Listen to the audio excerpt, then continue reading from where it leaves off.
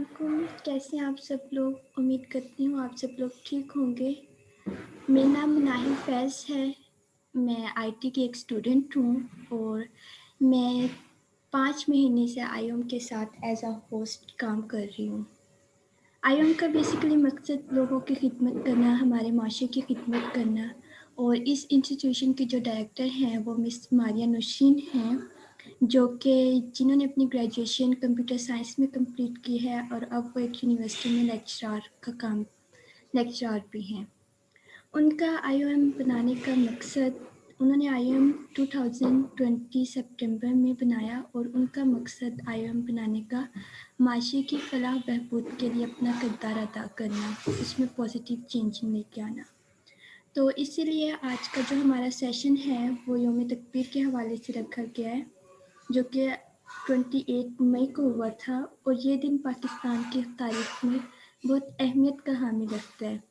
तो इसी मकसद के लिए आज सब हम लोग यहाँ पे जमा हुए हैं। मैं मिस मारिया नौशीन से रिक्वेस्ट करती हूँ कि वो हमें इस दिन के बारे में कुछ रोशनी डालें, इसके बारे में बताएं।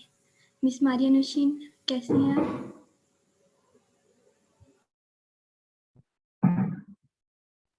अस्सलाम वालेकुम, थैंक यू वेरी मच रानी। आज का हमारा उन्वान है आसान नहीं मिटाना ये नामो निशान हमारा। शेर ये है कि तौहीद की अमानत सीनों में है हमारे, आसान नहीं मिटाना ये नामो निशान हमारा। तो अगर हम देखें 1947 में जब पाकिस्तान मार्ज़ वजूद में आया तो वजह क्या थी? वजह थी ला इलाहा इल्लल्लाह मुहम्मदुर रसूलुल्लाह। पाकिस्तान एटमी ताकत बना तो नारा क्या था? नारा था अल्लाहु अकबर, अल्लाहु अकबर। और यही वजह है कि इस दिन को यौम तकबीर के नाम से मौसूल किया गया है। अगर हम बात करें 1947 की, जब पाकिस्तान मार्ज़ वजूद में आया तो पाकिस्तान को बहुत से मसाइल का सामना था। 1997 में भारत हर लिहाज से पाकिस्तान से आगे था। अगर हम बात करें गैर रिवायती असले की, जिसमें मशीन गन्स, तोपें और टैंक्स हैं, तो पाकिस्तान से भारत बहुत आगे था। भारत मिसाइल टेक्नोलॉजी में भी पाकिस्तान को पीछे छोड़ चुका था। पाकिस्तान के लिए ये एक बहुत अफसोसनाक मरहला था और परेशान मरहला भी था। अगर हम बात करें 1998 के स्टार्ट की, तो 1998 के स्टार्ट में पाकिस्तान के लिए और परेशान की बात ये थी कि भारत के साथ साथ अमेरिका, जो कि पाकिस्तान को हर एक मरहले में ताउन करता था, पाकिस्तान के दिफा के लिए आगे आगे होता था, पाकिस्तान का दोस्त था, वो भी भारत के साथ करीबन 6 वर्ष में 10 अरब डॉलर की तिजारत कर चुका था। चले फिर और कुछ नहीं तो यही सोचता है, अच्छा है ये जोर किए जाएं सख्तियां, अच्छा है ये जोर किए जाएं सख्तियां, फैलेगी यूं ही शुबे वतन तमाम, फैलेगी यूं ही शुबे वतन तमाम। भारत की रवायती जंगी ताकत पाकिस्तान से इतनी ज्यादा थी कि अगर दोनों मुल्कों में जंग हो जाती तो पाकिस्तान के लिए मुकाबला करना बहुत मुश्किल होता। वो इसलिए कि ऑन पेपर भारत के पास अफवाज और हथियार दोनों काफी ज्यादा थे। भारत 350 रेंज वाले पृथ्वी और 200 किलोमीटर के रेंज वाले अग्नि मिसाइल भी तैयार कर रहा था, जबकि पाकिस्तान के पास दिफा के लिए अहम तरीन हथियार सिर्फ और सिर्फ M11 था, जिसकी रेंज 300 किलोमीटर थी।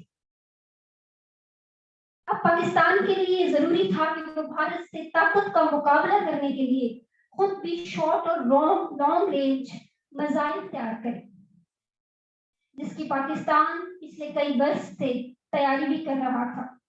चुनाचे फिर हुआ यूं कि 6 अप्रैल 1998 को पाकिस्तान ने गौरी नाम का एक मिसाइल तैयार किया, और गौरी नाम के इस मिसाइल की ताकत इतनी ज्यादा थी कि उसने भारत के तमाम मिसाइल का मुकाबला किया। इस मिसाइल के बारे में ये कहा जाता है कि इस मिसाइल को کوئی بھی اینٹی میزائل سسٹم روک نہیں سکتا. اب پاکستانی خوشیاں منا رہے تھے، جبکہ دوسری طرف بھارت، جس کو یہ سمجھ آ رہی تھی کہ پاکستان طاقت کے لحاظ سے بھارت کے بالکل سامنے آن کھڑا ہے، لیکن وزیر اعظم بھارت کو یہ بات گوارا نہ گزری.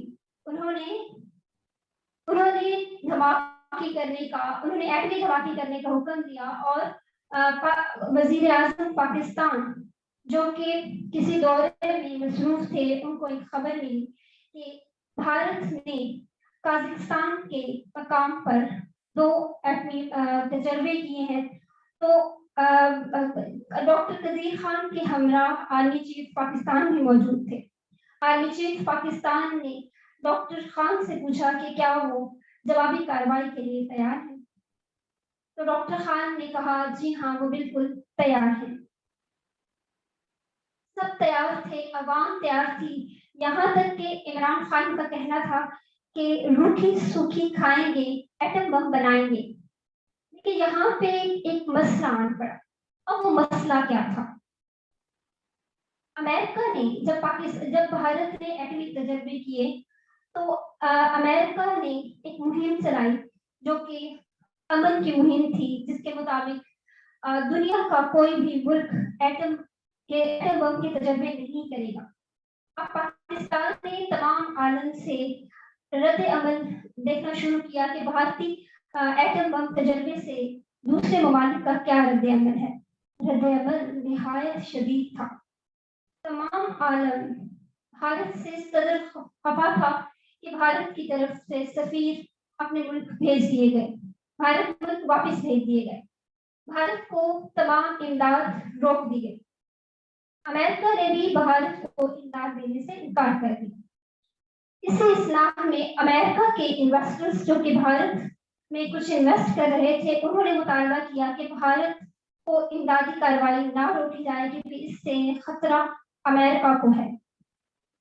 اور یہی وجہ تھی کہ امریکہ کی ڈھیل دینے کی وجہ سے بھارت نے 2 اور ایٹمی بم کے تجربے کیے. پاکستان یہ سب کچھ دیکھ رہا تھا اور پاکستانی عوام کو یہ چیز بہت گران گزری، اور پاکستانیوں کا وزیر اعظم نواز شریف پر کافی دباؤ تھا، اور اسی دباؤ کے زیر اثر نواز شریف نے تبدو کرنا شروع کی، جس پر امریکہ نے شدید مذمت کی. اب امریکہ نے کیا کیا؟ امریکہ کے وزیر اعظم نے ہمارے وزیر اعظم نواز شریف کو ایک ٹیلی فون کال کی اور سمجھانے کی کوشش کی کہ اگر وہ ایٹم بم بنائیں گے، اگر وہ ایٹم بم کے تجربے کریں گے تو ان کو تمام تر امدادی کاروائیاں روک دی جائیں گی اور ان پر سختیاں عائد کی جائیں گی. تو جواباً ہمارے وزیر اعظم نے کوئی بھی حامی نہیں بھری، اور انہوں نے اپنا کام جاری رکھا، اپنے منصوبے پر کام کرتے رہے. امریکہ کو جب لگا کہ اس کی بات کا کوئی بھی اثر وزیر اعظم پاکستان پر نہیں ہوا، تو امریکہ نے ایک ہائی پروفائل ڈیلیگیشن پاکستان بھیجا، اور اس کو بھیجنے کا مقصد پاکستان کو یہ اعلان سمجھانا تھا کہ وہ دشمنی مول لیں گے، پورے عالم سے وہ دشمنی مول لیں گے، ان پر سختیاں ہوں گی اور ان پر دباؤ ڈالا جائے گا. لیکن ہمارے وزیر اعظم کا جواب نہایت مختصر تھا، وہ یہ کہ میں جوابی کارروائی نہ کرنے کا وعدہ نہیں کر سکتا. اب بھارت کو اور امریکہ کو جب لگا کہ بات اس طرح سے نہیں بنے گی، انہوں نے ایک چھوٹی سی کوشش اپنے کی اور ایک ٹیلی فونک کال میں سمجھانے کی کوشش کی. لیکن وزیر اعظم پاکستان نواز شریف نے ان کی بات ماننے سے صاف انکار کر دیا. بات یہیں پہ نہیں رکتی. اب پاکستان بات نہیں سن رہا تھا، بھارت اور امریکہ امپوز کر رہے تھے. تو بھارت اور امریکہ نے ایک قرارداد اقوام متحدہ کے سلامتی کونسل میں پاس کروانے کی کوشش کی. قرارداد یہ تھی کہ جو بھی ملک دھماکہ کرے گا اس پر عراق سا سلوک کیا جائے گا، جیسا سلوک عراق کے ساتھ کیا جا رہا ہے. اب میں یہ بتاتی چلوں کہ عراق کے ساتھ اس وقت کیا سلوک کیا جا رہا تھا. مجھے کائنڈلی یہ بتائیں کہ میری اسکرین کلیئر آ رہی ہے؟ جی میم آپ کنٹینیو کریں, آپ کی اسکرین اور آواز دونوں کلیئر ہیں. یہ بتاتے چلو کہ عراق کے ساتھ کیا ہو رہا تھا ان دنوں. عراق کو باہر سے صرف خوراک اور ادویات منگوانے کے علاوہ کسی بھی چیز کی ایکسپورٹ اور امپورٹ کی اجازت نہیں تھی. کوئی بھی ملک عراق کے ساتھ ایکسپورٹ اور امپورٹ نہیں کر رہا تھا. تو یہ ایک بہت بڑا پریشر تھا جو کہ نواز شریف پر تھا. اس وقت کے وزیر اعظم نے بہت بہت زیادہ چیلنجز کا سامنا کیا اور بڑی بہادری کے ساتھ ہر ایک چیلنج کو عبور کرتے گئے. ایک دباؤ تھا بیرونی تمام ممالک کا کہ دھماکہ نہ کرو, اور دوسرا ایک چیلنج تھا اندرونی کہ بوم نہیں بناؤ گے تو کہاں جاؤ گے. یعنی کہ نواز شریف کو یہ کہا جا رہا تھا کہ آپ کو ملک سے ہی نکال دیا جائے گا. ان کو مخالف پارٹیوں کی طرف سے بھی دباؤ دیا جا رہا تھا. اگر بات مختصر کی جائے تو مختصر نہیں ہوتی. اس چھوٹے سے واقعے میں اتنا کچھ ہے بیان کرنے کو کہ ہمیں لگتا ہے کہ پاکستان ایٹمی طاقت بن گیا. کچھ نہیں ہوا. بہت کچھ پہلے بھی ہوتا ہے اور بہت سی جانیں بعد میں بھی قربان ہوتی ہیں, اور ہمیں صرف پکا پکایا پھل ملتا ہے اور ہم وہ کھا لیتے ہیں اور ہم سمجھتے ہیں کہ پاکستان ایٹمی طاقت بن گیا. اور جب یہ سب کچھ چل رہا تھا تو ایک ملک نے بہت ہی ایک ایسی خبر چلا دی جو کہ ناقابل قبول تھی. عراق نے کہا کہ پاکستان ایٹمی طاقت بن چکا ہے, اور اس وقت تک پاکستان ایٹمی طاقت نہیں بن چکا تھا. پاکستان کے سفارت خانے میں فون کی گھنٹیاں بجتی رہیں اور اس طرح گونجی کہ جیسے پتہ نہیں کیا ہو گیا. گھنٹیوں کی گونج کی سلاب آنے لگی اور لوگ کنفرمیشن کر رہے تھے, دوسرے ممالک کنفرم کر رہے تھے کہ کیا پاکستان ایٹمی طاقت بنا ہے. اس پر بھارت کے وزیر اعظم کو اس قدر غصہ آیا کہ انہوں نے پاکستان کو تھریٹ دینا شروع کر دیا کہ ہم آپ پہ بم گرا دیں گے. اور نہ صرف کہا بلکہ بارڈر کے دونوں طرف سے بہت سختیاں کی. دونوں طرف اسلحہ پہنچا دیا گیا اور بارڈر پہ موجود جتنے بھی غریب عوام اور کسان تھے وہ ان کے لیے کمال کا نشانہ بنے. ایک شاعر نے کہا ہے کہ مٹی کی محبت میں ہم آشفتہ سروں نے, مٹی کی محبت میں ہم آشفتہ سروں نے وہ قرض اتارے ہیں کہ جو واجب بھی نہیں تھے. ہمارے بہت سے بچوں نے, ہمارے بہت سے غریب عوام نے ہر جگہ جہاں پہ چاہیے تھا لہو دیا ہے, اور تب یہ چمن سرسبز و شاداب ہوا ہے. آسانی سے کچھ بھی نہیں ملتا, اور آسانی سے نہ یہ وطن ملا تھا اور نہ آسانی سے کسی نے اس وطن کو قائم ہونے دیا ہے. اب بات کرتے ہیں ایران کے نزدیک اور افغانستان کے نزدیک وہ جگہ جو کہ بیابان تھی. وہ جگہ چافی کی پہاڑی تھی.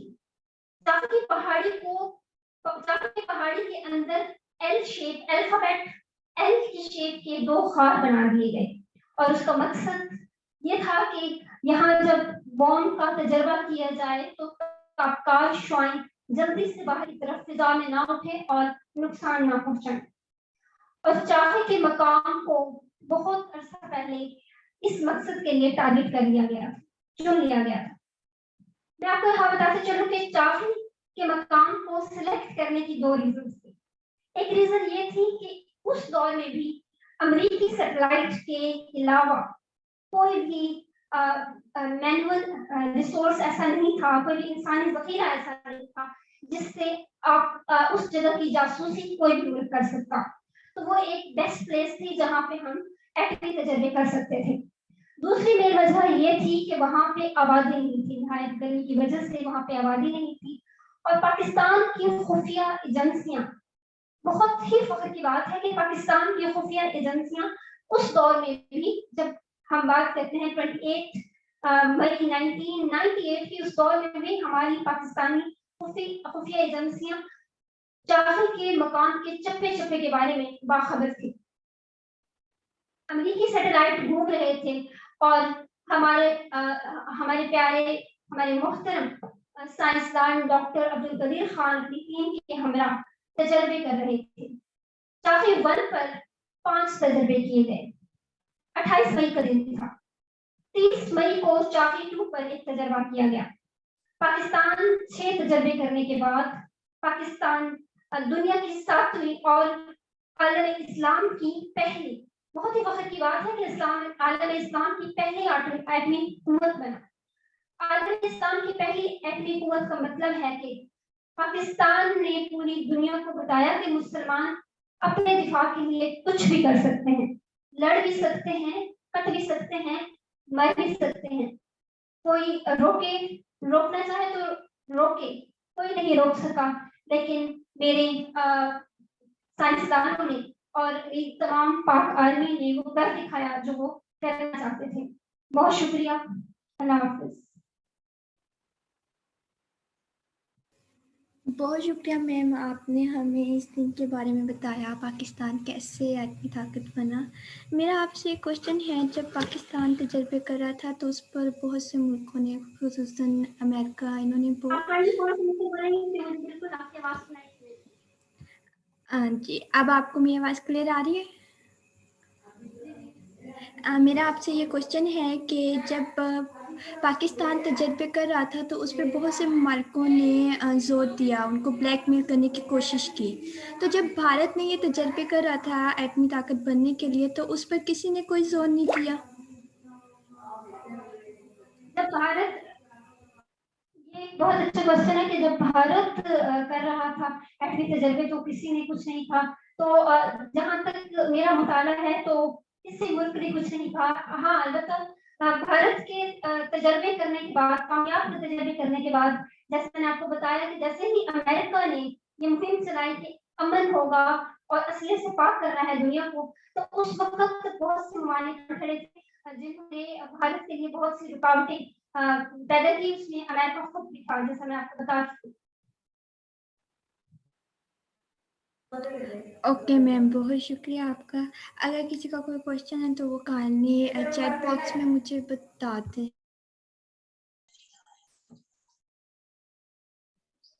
मेरा क्वेश्चन है मैम, मेरा क्वेश्चन ये है कि पाकिस्तान एटमी ताकत तो बन गया, पाकिस्तान ने एटमी हथियार भी बना लिए, तो जब अब हम देख रहे हैं कि इंसानियत पे इतना जुल्म हो रहा है, तो हम वो एटमी बॉम्ब या जो भी मिसाइल्स हैं हम वो यूज क्यों नहीं कर रहे?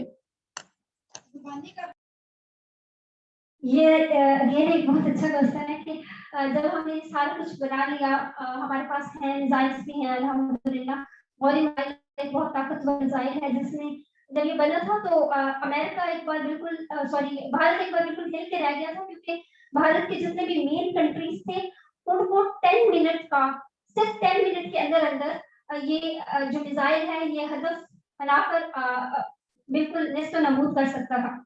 तो जो मेन पॉइंट है वो ये है कि हमारा मुल्क एक इस्लामी मुल्क है। हम देखें कि हमारे जितने भी लीडर्स हैं वो जब डिसीजन लेते हैं तो वो बिल्कुल एक पैराए में लेते हैं, नरम अंदाज से लेते हैं, क्योंकि अगर हम देखें पाकिस्तान इस्लामी मुल्क होने के लिए के साथ साथ ये देखता है कि अमन पहले है।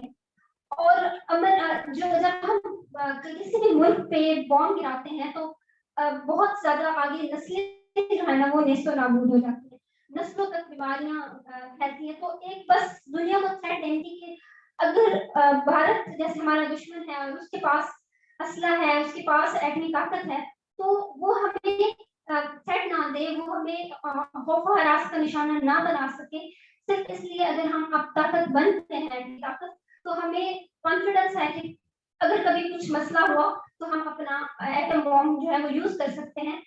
जो पाकिस्तान के पास एटम बॉम्ब है उसकी खासियत ये है कि वो साइज से बहुत ज्यादा छोटा है, बहुत ज्यादा छोटा है, और उसको उसका जो टारगेट है, टारगेटिंग वे है वो भी बहुत जबरदस्त है। साइज में छोटे होने का एडवांटेज है। बहुत शुक्रिया मैम। मैम, पाकिस्तान बनने से पहले भी बहुत से इस्लामी ममालिक थे, तो उन्होंने क्यों नहीं कोशिश की एटमी ताकत बनने की या कोई एटम इस तरह का इजाद करने की? उन्होंने हो सकता है कोशिशें की हो। पाकिस्तान की जहाँ तक बात है तो डॉक्टर अब्दुल कदीर खान 1974 से ही कोशिशें कर रहे हैं। जब भारत ने पहली बार 1974 में एटम बम का तजर्बा किया था, तब से कोशिश कर रहे हैं। लेकिन उस वक्त के वजीर आजम जनाब जुल्फ़िकार अली भुट्टो ने कुछ सियासी हिकमत अमलियों की वजह से उनको रोक दिया था। उनके कानून से, जो कि डॉक्टर अब्दुल करीम खान खुद लिखते हैं, उसमें वो कहते हैं कि वो कुछ सियासी हिकमत अमलियत थी जिसकी वजह से हम 1976 में एटम बम नहीं बना सके, वरना हम उस वक्त बनाते। तो वो एक चीज है कि अल्लाह रब्बुल इज्जत ने कुरान पाक में फरमाया है कि जो सही करता है, जो कोशिश करता है, उसी को नवाजा जाता है। तो पाकिस्तान ने कोशिश की और पाकिस्तान नवाजा गया। जी अल्हम्दुलिल्लाह, शुक्र अल्हम्दुलिल्लाह, हमारे लिए बहुत ज़्यादा फ़ख्र की बात है ये। ओके, आपका बहुत ज़्यादा शुक्रिया, आपने हमें टाइम दिया, इस टॉपिक के बारे में हमें गाइड दी। अल्लाह आपको सेहत दे, आपके इंस्टीट्यूट को ज़्यादा तरक्की दे। बहुत शुक्रिया मैम। ओके जी, एंड पे आप कुछ बताना चाहेंगी, कुछ एडवाइस करना चाहेंगी? जी, मैं एडवाइस ये देना चाहूंगी, एडवाइस तो नहीं, बस एक खूबसूरत सी बात है कि हमारा वतन जो है ये लहू से बना है। ये बहुत कीमती लहू था, जो जितनी जानों का भी खर्च हुआ है। तो हम नौजवान नस्ल जो है, हमें इसकी कदर करनी चाहिए। और मुझे एक बात बिल्कुल भी समझ नहीं आती, और इस बात ने मुझे अंदर से तंग किया हुआ है कि लोग कहते हैं पाकिस्तान ने हमें क्या दिया है। आप यकीन करें कि ये जो एटम बॉम्ब के तजर्बों की हिस्ट्री है, इतनी बड़ी थी कि इसको जब मैंने सर्च करना शुरू किया तो इसका मुझे कोई पैर नजर नहीं आया, इतनी ये लंबी है। जिसे कहते हैं शैतान की आंख। इनके इतने मसाइल का सामना पहले भी करना पड़ा। मैं पहले बताती हूँ मुझे क्या करना पड़ा, मैंने बाद में तो बताया नहीं है कि जब पाकिस्तानी खुशी पे बहुत ज्यादा खुश हो गए थे और सेलिब्रेशन उन्होंने स्टार्ट कर दी थी, तब अमेरिका ने क्या किया, तब भारत ने क्या किया, चीन भी हमारे साथ उस वक्त नहीं था। बड़ी बात मैं अगर आपको बताऊं तो बाद में भी मसाइल है। तो अगर आप किसी को ये कहते हुए सुन लें कि पाकिस्तान ने हमें क्या दिया, तो आप उसको सिर्फ ये गुजारिश करें कि अगर आप समझते हैं पाकिस्तान ने आपको अब तक कुछ नहीं दिया, तो जाएं, जाके भारत के मुसलमानों के साथ रहें और आपको पता चल जाएगा कि पाकिस्तान ने हमें क्या दिया।